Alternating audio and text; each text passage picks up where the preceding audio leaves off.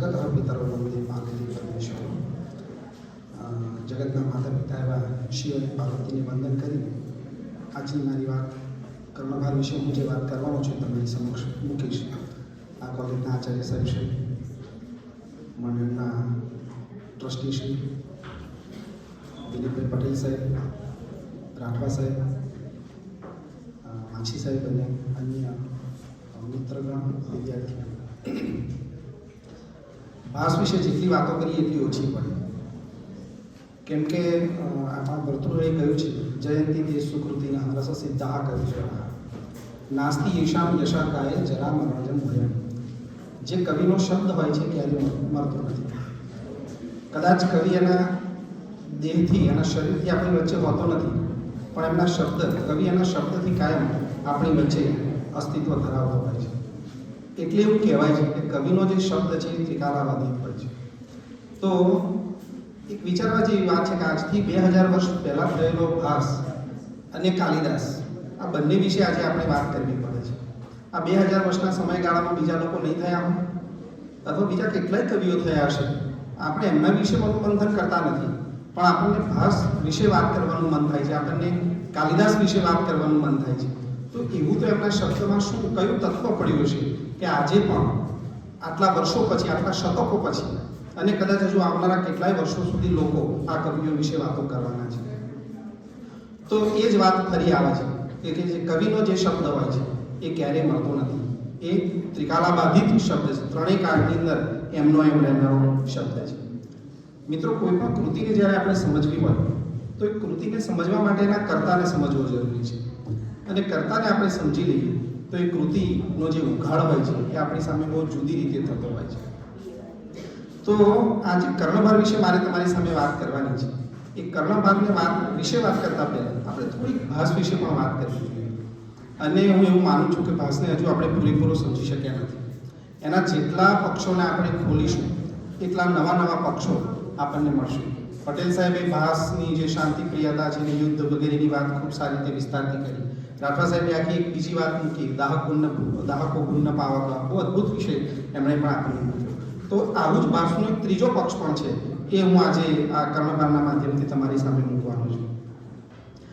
તો આપણે ભાસને જોઈએ મિત્રો, તો ભાસ કેવો છે? તો એના જનરલી આપણે બધા જાણીએ છીએ 13 નાટકો છે. તો આ 13 નાટકોનું અધ્યયન કરીએ તો આપણને સમજાય કે ભાસ છે બહુ સરળ કવિ છે, સ્વભાવે ખૂબ સરળ છે, અને સરળ હોવા છતાં એ વિવાદોથી હંમેશા ઘેરાયેલો રહે છે. તમે જો આ નાટ્યશાસ્ત્રવાળા ઊભા થઈને ભાસ સામે આવી જાય કે ભાઈ અમારા નાટ્યશાસ્ત્રના નિયમોનું ભાસે પાલન કર્યું નથી. ભાસ વ્યક્તિ તરીકે ખૂબ સરળ છે, એની કૃતિઓમાં સરળતા છે, પરંતુ નિયમોની એણે ખૂબ બાંધછોડ કરી છે, એટલે એક તરફ એ વિવાદોની અંદર ઘેરાયેલો રહે છે. બીજું બાજુ જોઈએ તો ભાસ બહુ આદર્શવાદી કવિ છે. એના નાટકોમાં, એના પાત્રમાં તમે જો દુર્યોધનનું પાત્ર ખૂબ આદર્શવાદી કવિ છે. શલ્યનું પાત્ર, એનું ઉદ્ધવીકરણ થયું છે. શલ્યનું પાત્ર જેવું મહાભારતમાં જેવું એણે એની કૃતિઓમાં આપણને મળતું નથી. ખૂબ સારું પાત્ર છે. એટલે પાત્રોનું જે ઉર્ધ્વીકરણ છે, આદર્શવાદ છે એ મૂક્યો છે. અને આમ છતાં ભાસ આદર્શવાદી હોવા છતાં નિયમોનું છડેચોક ઉલ્લંઘન કરે છે. તો જો બંને વિરોધાભાસ આપણને ભાસની અંદર જોવા મળે. ભાસ એ ખૂબ આશાવાદી કવિ છે. આગળ આપણે જોયું ઉરુભંગની અંદર, ત્યાં દુર્યોધન અને બધા જ પાત્રો તમે જો ખૂબ આશાવાદી પાત્રો છે. આટલા બધા આશાવાદી પાત્રો હોવા છતાં કર્ણભારની અંદર તમે જોશો કે કર્ણને નિરાશાની ગર્તની અંદર ધકેલી દીધો છે.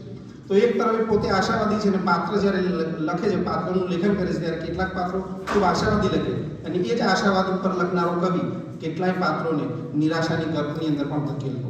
તો બે વિરોધાભાસો આપણને એની અંદર જોવા મળશે. તમે જો ભાસ પરંપરાવાદી છે, એણે પરંપરાને ઉત્તમ ચ દત્તમ ચ તથૈવ તિષ્ઠતિ જેવા ઘણા બધા વાક્યો તમે જોશો ભાસની કૃતિઓમાં જ્યારે અધ્યયન કરી ત્યારે કેટલા એવા એની અંદર સંદર્ભો છે કે એણે પરંપરાઓનું બરાબર પાલન કર્યું છે, અને છતાં એ પરંપરાની સામે વિદ્રોહ કરે, નાટ્યશાસ્ત્રના નિયમોને ન માને, અથવા એ સમયના જે આલંકારિકોએ જે સિદ્ધાંતો આપ્યા હોય એની ઉપર જઈને ન બતાવવાના દ્રશ્યો એ મંચ ઉપર, આ શયનનું દ્રશ્ય છે, અગ્નિનું દ્રશ્ય છે, એ મંચસ્થ કરવાનું હોતું નથી. નાટ્યશાસ્ત્ર એનું સ્પષ્ટપણે ના પાડે છે, અને છતાંય ભાસ એવા દ્રશ્યોને મંચ ઉપર ભજવતા. ચુંબનનું દ્રશ્ય એ મંચ ઉપર ભજવવાનું હોતું નથી, પણ અવિમારકની અંદર ભાસ એ દ્રશ્યને મંચ ઉપર લઈ આવે છે. તો એક તો પરંપરાવાદી કવિ છે, અને પરંપરાઓનો સામે એ વિદ્રોહ કરનારો વ્યક્તિ છે. તો આવો જે ભાસ છે એ ભાસની એક કૃતિ છે, કર્ણભાર. હવે કર્ણભાર વિશે તો એટલું બધું કહેવું, બહુ નાનું નાટક છે, એક અંકનું નાટક છે અને ખૂબ એકાદ કલાકમાં જો ભણાવવાનું હોય તો આપણે ક્લાસમાં એને પૂરું પણ કરી દઈએ. પરંતુ આ જે નાટક છે એને જ્યારે આપણે પડપ બોલીશું, કર્ણભાર આપણે તો ફક્ત એટલા જ વિશે કર્ણભાર વિશે જ વાત કરવાના છીએ, એની કૃતિ વિશે બહુ વાત નથી કરવાના. કે આ શીર્ષક જે આપ્યું ભાષ્ય અને કર્ણભાર એ ખરેખર કેટલું યોગ્ય છે, અથવા કર્ણભાર જ કેમ, બીજું કંઈ કેમ ના, કારણ કે એમાં કર્ણભાર એવો કોઈ પ્રસંગ નથી. જેમ સ્વપ્નવાસંતમ નાટકમાં સ્વપ્ન પ્રસંગ આવે છે, પણ આ નાટકમાં એવો કોઈ પ્રસંગ નથી વિશેષ રૂપે કે જેમાં આપણે કહી શકીએ કે આ પ્રસંગના કારણે જ એનું નામ મળ્યું છે. કર્ણ જે વેદના અનુભવે છે એ વેદનાને ધ્યાનમાં રાખીને એનું શીર્ષક બાંધ્યું છે. આપણે જોઈએ તો બે શબ્દ છે, એક તો કર્ણ વિશે આપણે જાણીએ છીએ, બીજો શબ્દ છે ભાર. ભારનો અર્થ થાય કર્ણની વેદના, એની વ્યગ્રતા, એની ઉદ્વેગ, એનું દુઃખ, આ બધી જે શબ્દો છે એનાથી ભાર જે છે અભિલક્ષિત થાય. આપણે સમજીએ કે ભારની વાત અહીંયા કરીએ છીએ, ચિંતાની વાત કરીએ છીએ. કર્ણને કોઈ ચિંતા હશે, વ્યગ્રતા હશે, ઉદ્વેગ હશે, પરિતાપ હશે, સંતાપ હશે, આવી બધી વાતો આ નાટકની અંદર ક્યાંક આવતી હશે એવું આપણે માનીએ. તો હવે આપણે એ જોવાનું છે કે આ નાટકની અંદર કર્ણનો ભાર ક્યાં ક્યાં છે. બરાબર છે. શરૂઆતથી લઈને અંત સુધી કર્ણએ કઈ કઈ જગ્યા ઉપર એ સંતાપને અનુભવ્યો છે, કેવી રીતે અનુભવ્યો છે, એનું આપણે આકલન, મૂલ્યાંકન કરવાનું છે. તો તમે જોશો, અને ભાસની એક ખાસ વિશેષતા, નાટકની અંદર પ્રવેશ કરતા પહેલા તમને આ કહું કે ભાસ કોઈ પણ શબ્દ જ્યારે પોતાની કૃતિમાં લખે છે ત્યારે જરાય નિરર્થક લખતું નથી. કર્ણભારનું જે પ્રથમ શ્લોક છે, આમ તો નાંદી ન કહી શકાય, કેમ કે નાંદ્યતે તથા પ્રવિશતિ સૂત્રધારા એવું ભાસ પોતે લખે છે, પરંતુ જે પ્રથમ મંગલ શ્લોક છે એની પ્રથમ વાક્યની અંદર ભાષે અદ્ભુત કારીગરી કરી છે. એ શું લખે છે તમે જુઓ. પ્રથમ જે શ્લોક છે કે નર મૃગપતિ વર્ષમાં લોકન ભ્રાંત નારી નર દનુજ સુપર્વ વ્રાત પાતાલ લોક. એને નૃસિંહનું વર્ણન કર્યું છે. ભગવાન નરસિંહ થાંભલામાંથી પ્રગટ થયા અને બધા લોકો ત્યાં જે હતા બેઠેલા એ બધા ડરી ગયા. તો એ ડરવાનો જે ક્રમ છે ક્રમ એને આપ્યો છે. સૌથી પહેલું કોણ ગભરાયું તો કે છે નારી, નર, ધનુજ, સુવ્રત, વ્રાત, પાતાલ લોક. આ ક્રમની અંદર લોકો બધા ડરે. તો જનરલી સૌથી પહેલું કોણ ડર્યું તો કે છે નારી. સ્ત્રીઓ ત્યાં હતી, થાંભલો પેલો ફાટ્યો અને અંદરથી નૃસિંહ પ્રગટ થયા અને ત્યાં જે સ્ત્રીઓ બેઠેલી બધી ગભરી ગઈ, ડરી ગઈ. પછી કોણ ડર્યું? નારી, નર પુરુષો બેઠા રહે ડરી ગયા. પછી સુપર્વ વ્રાત દેવતાઓ ડરી ગયા. પછી પાતાલ લોક ની અંદર રહેનારા જે લોકો હતા એ બધા ડરી ગયા. નૃસિંહ ઉગ્ર સ્વરૂપની પ્રગટ થયા છે. તો તમે જુઓ કે વ્યવહારની અંદર આપણને નર નારી એવો શબ્દ મળતો નથી. તમે દુનિયાના કોઈ પણ સાહિત્યની અંદર જોશો તો નારી નર એવો શબ્દ નહીં મળે, નર નારી એવો શબ્દ મળશે. ક્રમની અંદર નરને પહેલો મૂકવામાં આવે છે, નારીને બીજા ક્રમે મૂકવામાં આવે છે. એટલે નર નારી આવા જ શબ્દનું પ્રચલન છે. ભાષે એ પરંપરાનો જે શબ્દ હતો નર નારી એને તોડી અને નારી નર એવું કર્યું. કેમ આવું કર્યું છે? એની પાસે ભાષનું પોતાનું કોઈ ચિંતન હશે. શું ચિંતન હશે? ધારો કે હમણાં દોડી પડે ઉપર તો સૌથી પહેલા કોણ દોડે? સમજીએ છીએ કે જે ભય અથવા તો ડરની જે લાગણી છે એ સ્વાભાવિક રીતે સ્ત્રીઓમાં વધારે હોય. એટલે પહેલા જ્યારે નૃસિંહ પ્રગટ થાય છે ત્યારે સૌથી પહેલા જે ડર્યા છે, ભયભીત થયા છે સ્ત્રીઓ છે, અને એને જોઈને પુરુષો ડરી ગયા. પુરુષોને ડરેલા જોઈને દાનવો ડરી ગયા. દાનવોને ડરેલા જોઈને દેવતાઓ ભય પામ્યા, અને દેવતાઓને ભય પામેલા જોઈને પાતાળ લોકના જે લોકો હતા એ પણ બધા ડરી ગયા. તો એક મનોવૈજ્ઞાનિક ક્રમ ભાષ અહીંયા આગળ મૂકે છે. તો જો એક શબ્દ ભાષ જ્યારે લખે છે એની કૃતિની અંદર ત્યારે એકદમ શિલ્પ જેવું કામ કરે છે. એક શબ્દને બરાબર ધ્યાનથી વિચારીને લખતો હોય છે, ગમે તે રીતે લખતો નથી. આ જ નાટકની અંદર એક પ્રસંગ આવે છે, શાપ પ્રસંગ. ત્યાં એ પરશુરામ માટે જમદગ્નિ એવો શબ્દ વાપરે છે. તો તમે જુઓ પરશુરામ માટે તો સાહિત્યમાં ઘણા બધા શબ્દો છે. ક્ષત્રાંત કે છે, ભાર્ગવ છે, ભૃગુ વંશકેતુ એવો પણ એક શબ્દ છે. તો ઘણા બધા શબ્દો છોડીને ભાસ વારંવાર જામદગ્નિ એવો એકનો એક શબ્દ વારંવાર વાપરે છે. તો આવું ભાષે કેમ કર્યું છે? ઘણા બધા સારા શબ્દો હતા એ ન લીધા અને જમદગ્નિ શબ્દ જ કેમ પસંદ કર્યો? તો એકનો એક શબ્દ જ્યારે વારંવાર રિપીટ કરે છે ત્યારે આગળની કોઈ ઘટના બનવાની છે, એ ઘટના એક શબ્દ દ્વારા એ ત્યાં બતાવવામાં આવતો હોય. આગળ જઈને એને શાપનો પ્રસંગ લાવવો છે, અને શાપ પણ આપી શકે. બહુ શાંત વ્યક્તિ હોય સ્વાભાવિક, એ શાપ ના આપે, પણ જે બહુ ક્રોધી હોય એવા વ્યક્તિઓ શાપ આપે. તો તો જમદગ્નિ જ્યારે કહે છે ત્યારે અગ્નિ શબ્દ આવે છે. અગ્નિ એ ક્રોધનું પ્રતીક છે અને ક્રોધની અંદરથી શાપ જન્મે અને શાપ પછી શોકની અંદર પરિણમે. તો આગળ જતા શોક અને શાપની જે બે ઘટનાઓ છે એને બતાવી છે.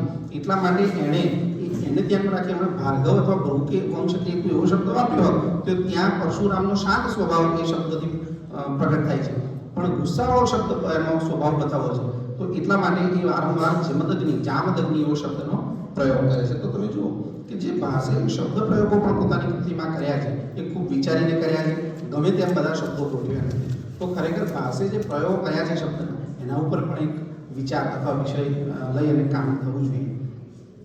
બીજી એક વસ્તુ, આપણે જે આ કર્ણભારને જોઈએ છીએ તો કર્ણભારને જોવા માટે આપણી સામે 2-3 પ્રશ્ન છે. કેવી રીતે કર્ણભારનું મૂલ્યાંકન કરવું જોઈએ? તો કર્ણની જે ચિંતા છે, વ્યગ્રતા છે, 2 રીતે આપણે જોઈ શકીએ. એક તો કર્ણએ પોતે કેવી રીતે અનુભવી છે અને એ નાટકની અંદર કર્ણ સિવાયના જે પાત્રો છે એ પાત્રોએ કર્ણની ચિંતાને કેવી રીતે જોઈ છે. આ 2 રીતે કર્ણનું આપણે મૂલ્યાંકન કરી શકીએ. નાટકમાં 2 જ વસ્તુ છે. તો અને બીજી વસ્તુ કે તમે જુઓ તો જ્યારે કર્ણ રંગમંચ ઉપર પ્રવેશ કરે છે ત્યારે તો યુદ્ધનું પહેરવેશ ધારણ કર્યો છે અને તૈયાર થઈને આવે છે. એક સૈનિક દોડતો આવે છે અને લખ્યું છે ભટ્ટ એટલે સૈનિક. એક સૈનિક દોડીને આવે છે અને કહે છે નિવેદિતામ મહારાજાએ અંગેશ્વરાય. મહારાજ અંગેશ્વર ખાનને આજે જણાવવાનું છે કે યુદ્ધ શરૂ થઈ ગયું છે અને દુર્યોધન જે છે એ યુદ્ધ માટે ઘરેથી નીકળી ગયો છે તૈયાર થઈને. અને પછી એ કર્ણની સામે જાય છે સૈનિક. હવે તમે જો સૈનિક એક એવું પાત્ર છે, ખૂબ નાનું પાત્ર, એને કર્ણનો બહુ સંસર્ગ નથી અથવા કર્ણની નજીક જવાનો એને એટલો બધો અવસર મળ્યો નથી. ફક્ત એ તો એક સંદેશવાહકનું કામ કરે છે. દોડીને આવે છે, કર્ણને સંદેશો આપવાનો છે કે યુદ્ધ શરૂ થઈ ગયું છે અને પાછું જવાનું છે. તો આવો સૈનિક જ્યારે કર્ણ પાસે આવે છે ત્યારે એ કર્ણને જોઈને તરત નક્કી કરે છે કે આજે કર્ણ કંઈક ચિંતિત લાગી રહ્યા છે. તો એ પહેલાં વર્ણન કરે છે કે આપણે પક્તર પહેરી દીધું છે, રથ તૈયાર કરી દીધો છે, બાજુમાં શલ્ય ઊભા છે, હવે એ પણ યુદ્ધની અંદર નીકળવાના છે. પરંતુ પૂર્વે ક્યારેય નહીં જોવાયેલો એક સંતાપ આજે કર્ણના ચહેરા ઉપર મને જોવા મળે છે. આવું સૌથી પહેલાં એ પેલો સૈનિક છે બોલે છે. હવે તમે જુઓ આમાં ખરેખર સૈનિકની પ્રશંસા કરવી જોઈએ આપણે કે એક સામાન્ય પાત્ર જેણે કર્ણને ખૂબ જોયો નથી, કર્ણના વ્યવહારથી એના સ્વભાવથી પેલું પાત્ર છે પૂરેપૂરું પરિચિત નથી, પરંતુ પહેલી જ દ્રષ્ટિથી જ્યારે જુએ છે ત્યારે યુદ્ધમાં નીકળેલા કર્ણની અંદર જે જોમ અને જુસ્સો હોવો જોઈએ એ તો દેખાય જ છે. એણે વર્ણન પણ કર્યું છે બીજા કે ત્રીજા નંબરના શ્લોકમાં. પણ સાથે સાથે એ એવું પણ કહે છે કે આ જે કર્ણ છે એ કર્ણ ચિંતાથી ગ્રસિત છે.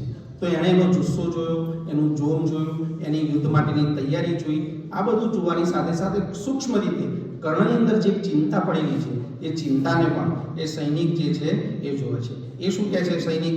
યુદ્ધોત્સવ પ્રમુખસ્ય અદૃષ્ટ પૂર્વો હૃદય પરિતાપ. તો કહે છે કે ભાઈ આ જે કેવો છે યુદ્ધોત્સવ પ્રમુખ છે, યુદ્ધની અંદર ખૂબ આગળ રહેનારો છે કર્ણ, ક્યારેય પીઠ બતાવનારો વ્યક્તિ નથી. એવા વ્યક્તિના ચહેરા ઉપર આજે મને સંતાપ અથવા શોક દેખાય છે. તો કર્ણનો જે ભાર છે એ સૌથી પહેલાં આપણને આ કર્ણભાર નાટકની અંદર જો કોઈ પાત્ર બતાવે છે તો એ પ્રથમ પ્રવેશ કરનારું જે પાત્ર છે સૈનિક એ બતાવે છે કે કર્ણ કોઈક ચિંતામાં છે. પણ એ પાત્ર જુઓ ચિંતામાં છે એવું કહે છે, પણ કર્ણની શેની ચિંતા છે એ આપણને કહેતું નથી. એ તો એવું કહે છે કે આ તો યુદ્ધની અંદર લડનારો વ્યક્તિ છે, તેને યુદ્ધની ચિંતા નથી. કારણ કે આગળ વર્ણન કરે છે સમરે વર્ણનમાં પોતે જ એવું કહે છે કે સમરે અગ્રગણ્ય. કર્ણ છે એવો છે યુદ્ધની અંદર આગળ રહેનારો છે, એટલે યુદ્ધનો એને ભય હશે એવું આપણે માની શકતા નથી. બીજો કોઈક ભય છે પણ એ ભય સૈનિક જાણતો નથી. હવે આપણું કાર્ય શું છે કે એની જે ભય છે, એનો જે ચિંતા છે, એનો જે સંતાપ છે કયો છે એ આપણે નાટકની અંદરથી શોધવાનું છે. તો આગળ જતા કર્ણ પોતે એક હવે બીજું આપણને કર્ણમાં ચિંતા છે, એનામાં ભાર છે, એના બે વ્યગ્રતા છે, એ ક્યાંથી ખબર પડે છે? તો કર્ણ પોતે એક વાક્ય બોલે છે આગળ જતા. તરત જ સૈનિક જાય છે અને કર્ણ શલ્યને કહે છે કે ચાલો હવે આપણે રથ તૈયાર કરો, આપણે પણ યુદ્ધની અંદર જવાનું છે.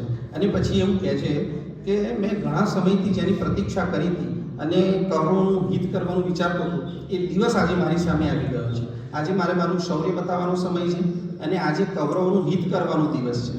આવા સમયે મારા મનની અંદર વૈધુર્યમાં પતતી ચેતસી યુદ્ધ કાલે, આ યુદ્ધના સમયની અંદર મારા મનની અંદર વૈધુર્ય આવી ગયું છે, કોઈક સંતાપ આવી ગયો છે, ચિંતા આવી ગઈ છે.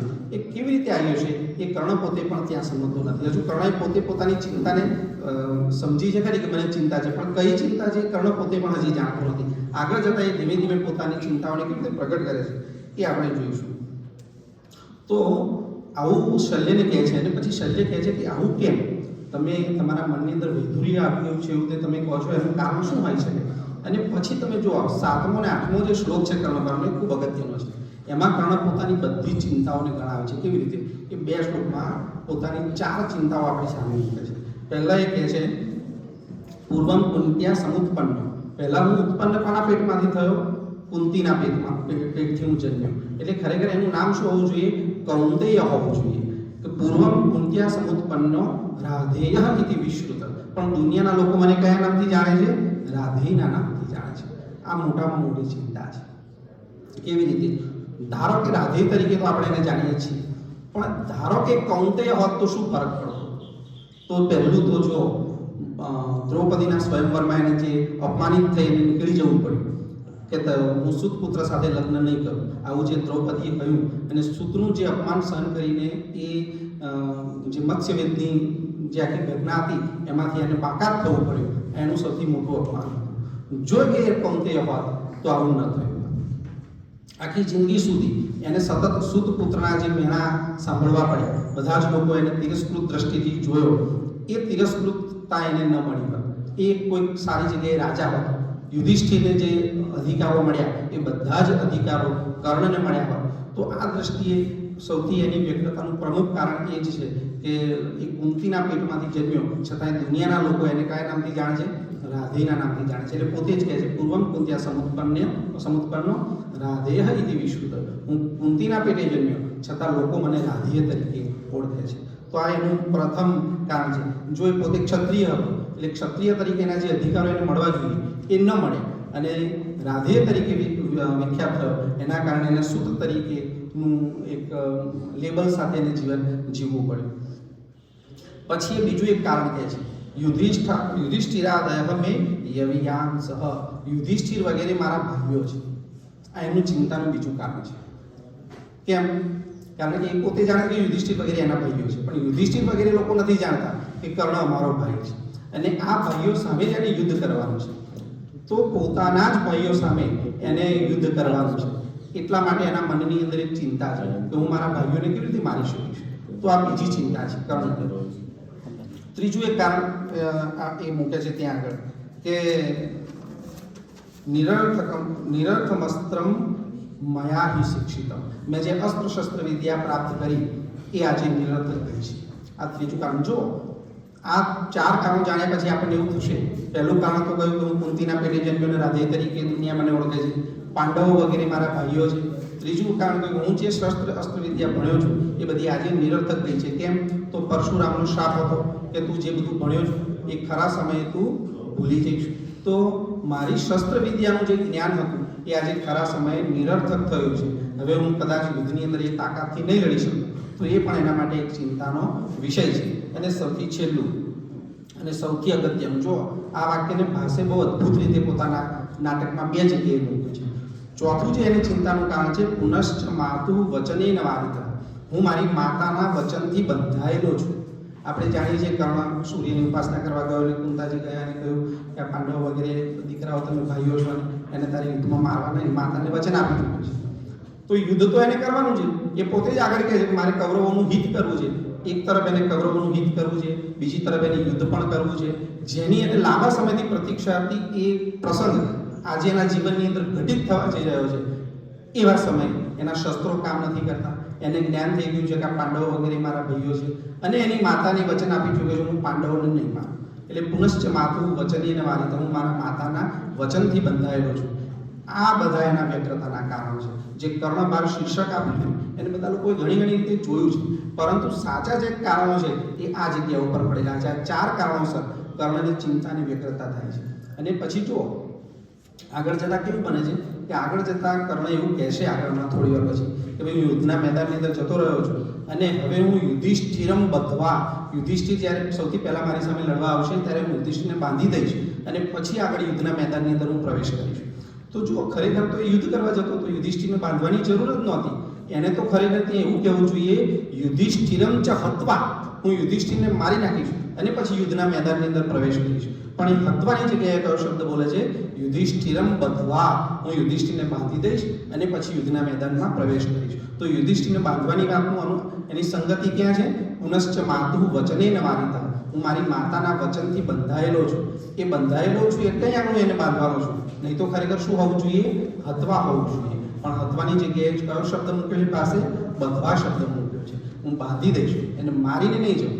તો જો યુધિષ્ઠિરને હત્વાની જગ્યાએ બધવા કરવાનું છે, આ પણ એની એક ચિંતાનું કારણ છે. તો તમે જો ડગલે ને પગલે આખા નાટકની અંદર તમે જોશો તો કર્ણ એક એવા આંતરદ્વંદ્વમાંથી પસાર થઈ રહ્યો છે, એવા મનોમંથનમાંથી, એવી મનોદશામાંથી, એવી પરિસ્થિતિમાંથી પસાર થઈ રહ્યો છે. એ ખરેખર જાય છે યુદ્ધ કરવા માટે, પરંતુ એને યુદ્ધ કરવું જ નથી. એને જાણે પોતે પૂર્વેથી હાર સ્વીકારી લીધી હોય, આ યુદ્ધમાં તો હું મરવાનો છું. એવા જે શબ્દો છે, એવા જે વાક્યો છે, એ કર્ણ વારે વારે આખા નાટકની અંદર બોલશે. હજી આગળ પણ એ જ પ્રકારે આપણે જોઈશું. તમે જુઓ હવે એક બીજી વસ્તુ, આજે જ્યારે હું કર્ણના નાટક કાલે રાત્રે વાંચું તો ત્યારે મને વિચાર આવ્યો કે આટલા ભયંકર મનોદશામાંથી જો કર્ણ પસાર થતો હોય તો બે કૃષ્ણની જરૂર હતી મહાભારતમાં. એક કૃષ્ણએ અર્જુનને ગીતા સંભળાવી અને બીજા એક કૃષ્ણની જરૂર હતી કે જે કર્ણને ગીતા સંભળાવે. એ કર્ણની પણ મનોદશા અર્જુન જેવી જ હતી. કદાચ અર્જુનની મનોદશા હશે કે એને તો છેલ્લે ફાયદો પણ થવાનો હતો અંતે તો, પરંતુ કર્ણ તો બિલકુલ નિસ્વાર્થ લડતો હતો અને એની જે મનોદશા હતી એ તો અર્જુન કરતા પણ વધારે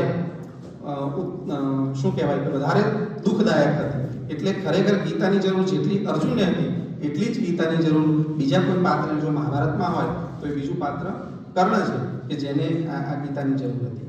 આગળ જતાં તમે જો પેલો ઇન્દ્ર આવે છે અને એનું કવચ કુંડળ વગેરેની વાતો આવે છે, પછી આશીર્વાદ આવે છે.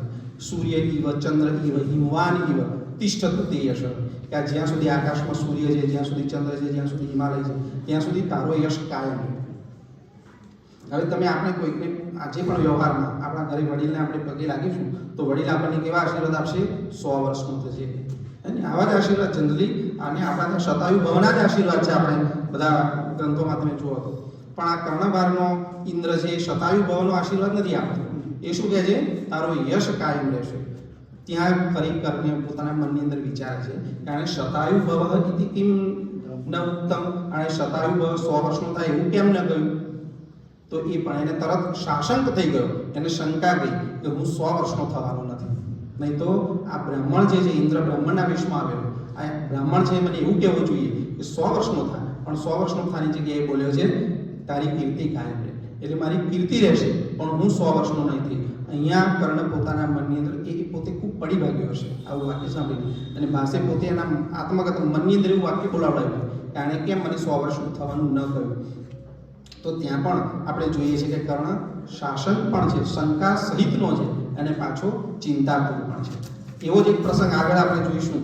તો તમે જુઓ કે ઇન્દ્ર પેલો કહે છે મહત્તરામ ભિક્ષામ્યા છે, મહત્તરામ ભિક્ષા, મને ખૂબ મોટી ભિક્ષા જોઈએ છે.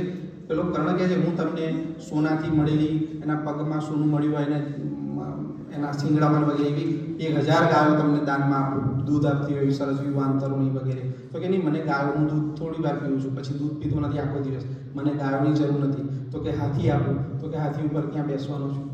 તો કે હું તને અગ્નિષ્ટોમનું ફળ આપું. કેટલી બધી વસ્તુઓ આપવાની વાત કરે છે. પછી છેલ્લે પેલો શક્કર કહે છે કે નહીં મને આ ન જોઈએ, આ ન જોઈએ, આ ન જોઈએ, અને છતાંય કહે છે કે મને કંઈક જોઈએ છે. એટલે છેલ્લે કર્ણ કહે છે હું તને મારું મસ્તક કાપીને આપી દઉં. એટલે કે ના હું તારા મસ્તકનું તો શું કરું લઈ જઈને, એટલે મને તારું મસ્તક પણ જોઈતું નથી. તો કે જે હવે મારી જોડે એક જ વસ્તુ આપવા જેવી રહી છે, મારા કવચ અને કુંડળ, જે એનું જીવન. જો એ કવચ અને કુંડળ એની પાસે હોત તો એ મહાભારતના યુદ્ધની અંદર કર્ણ કદાચ એનું પરિણામ જુદું આવ્યું હોત. પણ પેલો ઇન્દ્ર કપટ વેશે છળ કરીને બ્રાહ્મણના વેશમાં આવી અને એ એના કવચ કુંડળ માગી લે છે. કર્ણ એ પણ આપી દે છે. એને આપ્યા પછી કર્ણ ફરીથી પોતાના મનની અંદર એક ઉક્તિ બોલે છે આત્મગતમ, કે ખરેખર આ જ લેવા આવ્યો હશે, અથવા તો આ બધી જે ઘટના બની એની પાછળ અનેક પ્રકારના કપટ કરનારા કૃષ્ણની બુદ્ધિ તો કામ નહીં કરતી હોય ને, આવું એક વાક્ય બોલે છે. તો ત્યાં પણ તમે જુઓ કર્ણ પોતાના ભવિષ્ય વિશે સતત ચિંતિત છે. એ યુદ્ધમાં જાય છે દરેક ક્ષણે એ પોતાના ભૂતકાળને જોવે છે અને ભવિષ્યનું મૂલ્યાંકન કરે છે. ભૂતકાળની અંદર એક આવી ઘટના ઘટી છે, એનો ભવિષ્ય સાથે કઈ જગ્યાએ અનુબંધ છે એનો એ સતત વિચાર કરે છે.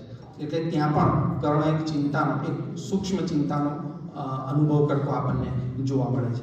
ત્યાંથી પણ આગળ આપણે જઈએ તો તમે જુઓ કે આ નાટકની સૌથી બહુ નોંધવા જેવી બાબત છે, જેણે વાંચ્યું છે એમને ખબર હશે કે આ નાટકમાં ફક્ત બે જ વ્યક્તિઓને કર્ણની ચિંતા વિશે ખબર પડે છે. એક તો પેલો આવનારો સૈનિક કે જે એના પાસે ફક્ત 1 મિનિટ કરતાં વધારે નહીં રોકાયો હોય, અને બીજા કર્ણને પોતાની ચિંતા નીકળે છે કે હું આજે ચિંતાતુર છું. પરંતુ આ બધાની વચ્ચે એક શલ્ય નામનું પાત્ર છે. હવે તમે જુઓ કે બધા જેટલા વિદ્વાનોએ આ ભાષ વિશે સંશોધન કરે છે બધા એવું કહે છે કે કર્ણભાગનો જે શલ્ય છે બહુ જ સારો છે. મહાભારતનું શલ્ય ખૂબ ખરાબ હતું અને બહુ નેગેટિવ પાત્ર હતું, પરંતુ ભાષે આ શલ્યને ખૂબ સારો બનાવી દીધો છે. શલ્ય સતત એની સાથે રહેનારો છે, એનો રથ હાંકનારો વ્યક્તિ છે, પરંતુ આખા નાટકમાં એક પણ વખત શલ્યને ક્યાંય એવું થતું નથી કે આ કર્ણના મનની અંદર કોઈ ચિંતા છે. તો પેલો દૂરથી આવેલો વ્યક્તિ જે 1 જ મિનિટમાં એને જોઈને કહી દે છે કે કર્ણના મનની અંદર ચિંતા છે, એની સામે એની સાથે સતત રહેનારો વ્યક્તિ શલ્ય એ કર્ણના મનની અંદર ચિંતા છે એવું જોઈ શકતો નથી. તો એનું પણ કંઈક કારણ હોવું જોઈએ, પણ આખા નાટકમાં એના કારણ વિશે ભાષે ક્યાંય નથી મૂક્યું. પણ ક્યાંક તો કંઈક એવું વાક્ય લખ્યું હશે કે જેનાથી આ પ્રશ્નનો આપણને ઉત્તર મળે કે જે અનુભવ પેલા સૈનિકને થાય છે કર્ણને જોઈને, એ જ અનુભવ શલ્ય એની સાથે સતત રહે છે, એનો રથ હાંકે છે, છતાં એ શલ્યને કેમ થતો નથી. તો એ પણ આપણે વિચાર કરવા જેવી વાત છે. તો આખા નાટકની અંદર તમે જુઓ મિત્રો કે ઘણી જગ્યાએ આપણને વારે દરેક જગ્યાએ ડગલે ને પગલે સતત કર્ણની અંદર જાણે એક નાની કોઈ ચિંતા હોય, કોઈ સંતાપ હોય, સતત કોઈ ભયની લાગણી વચ્ચે એ યુદ્ધના મેદાન તરફ જતો હોય એવું આપણને લાગ્યા કરે છે. આ નાટકની અદ્ભુત વિશેષતા તમને કહું કે ખરેખર આ ભાસની ભૂલ છે કે બીજા કોઈની ભૂલ છે એ ખબર નથી, પણ અને અથવા ખબર નહીં કે બધા વિદ્વાનોનું ધ્યાન એના તરફ ગયું છે કે નથી ગયું, અને નથી ગયું તો બહુ આશ્ચર્ય પામવા જેવી વાત છે કે આ નાટકમાં જ્યારે શરૂઆતમાં એ પ્રવેશ કરે છે ને તરત જ શલ્યને કહે છે કે હે શલ્ય, આ યુદ્ધની અંદર મારે કૌરવોનું પ્રિય કરવું છે, તો ચાલ આપણે બંને રથમાં બેસી અને જ્યાં અર્જુન છે ત્યાં આગળ મારા રથને લઈએ. અને તરત પાછું ત્યાં રંગ સૂચના આવે છે કે નાટ્યારોહણમ રથારોહણમ નાટયત, બંને જણ રથ ઉપર ચડવાનો અભિનય કરે છે.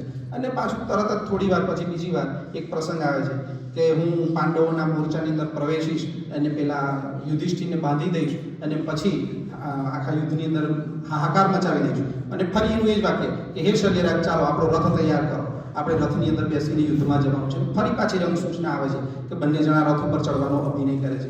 તો આગળ જે પેલી સૂચના આવી કે બંને જણા રથમાં ચડવાનો અભિનય કરે છે, એ શું ખોટી હતી કે બીજી વાર ભાષી લખવી પડી?